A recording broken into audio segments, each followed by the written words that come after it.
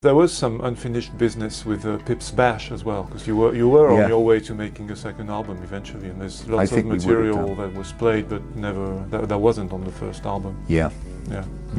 So tell me more about Bash also. Bash.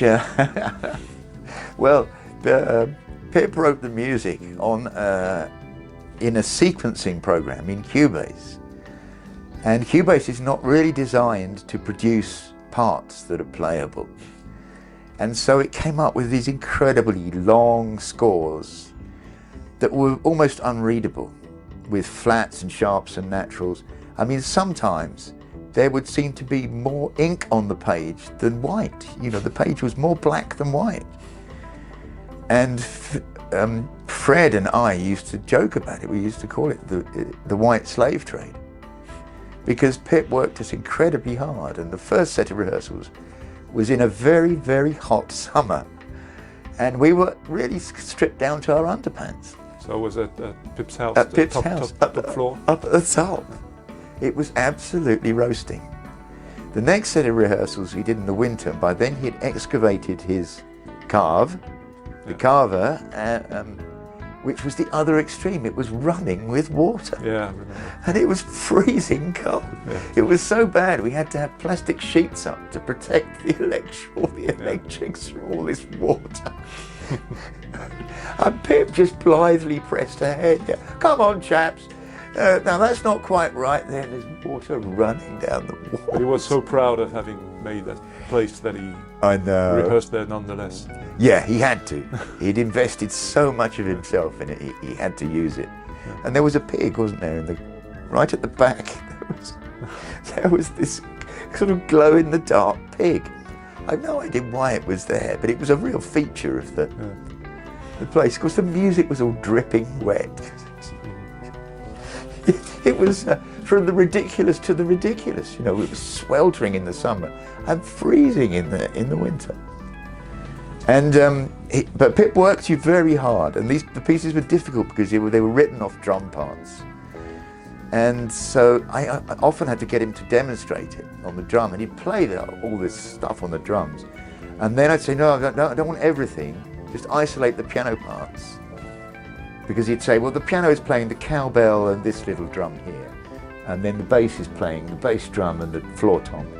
It was quite tricky. I mean, and the other guys, I mean, Fred is such a fantastic reader and, you know, all-round musician, that he could sail through it, and it was really through Fred that I got to learn the pieces a bit better. Patrice also was a remarkable reader.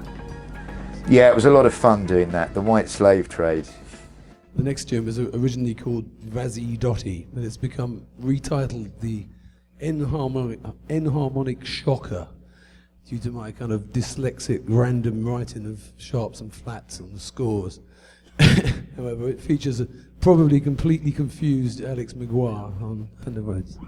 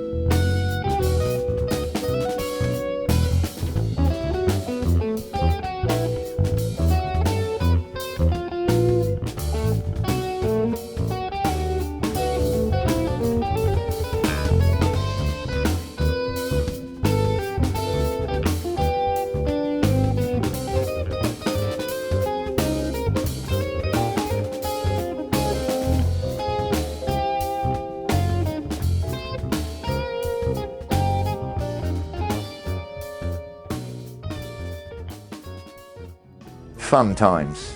And what personal contribution were you able to make to that material being so rhythmically based, beyond mastering the actual playing? Yeah, a lot of it was written. Yeah.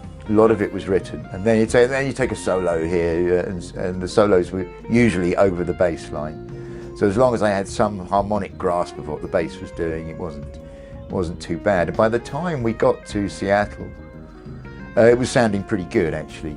And they had a good Hammond organ there, which we played. I contributed a couple of pieces, one of which was quite fierce because I thought, well, it was a kind of revenge. It was a kind of musical revenge. I'm going to get my own back on Pip for making me slave over all this stuff. So I had quite a difficult piece of bars of 7 and 8 and all this. Was that Social Reformers or no, something else? It's called, I think it's called, maybe it was Social Reformers. It was quite tricky. And you wrote it especially for the band? No, I already had it. And my trusty piece, John's Fragment, which I seem to have recorded with almost everybody. Mm-hmm. And people still want to play it, so there was a point at which I was playing it in 3 or 4 different bands at the same time. And Hugh said to me, we played it in France with the Canterbury Legends. We played it there, and Hugh said to me, he said, you know, this is more Soft Machine than Soft Machine. Which I took as an immense compliment. And who was the John in John's Fragment? John Carter, the American clarinetist, now dead, but he made a record called Coming On with Bobby Bradford on trumpet and the Mothers of Invention keyboard player Don Preston. And it's fantastic. It's still one of my favourite records. Don gets fantastic sounds. I've been in touch with Don since, and he's sent me some CDs of stuff that I couldn't get here, as well as his poetry, which is also very nice. And how is your piece connected to that musically? The initial phrase is the same. The initial 4 or 5 notes. The fragment. The fragment. So it's very much what it's stolen. Well, I think Stravinsky said that, you know, your average composer borrows, every composer borrows, but the best composers steal.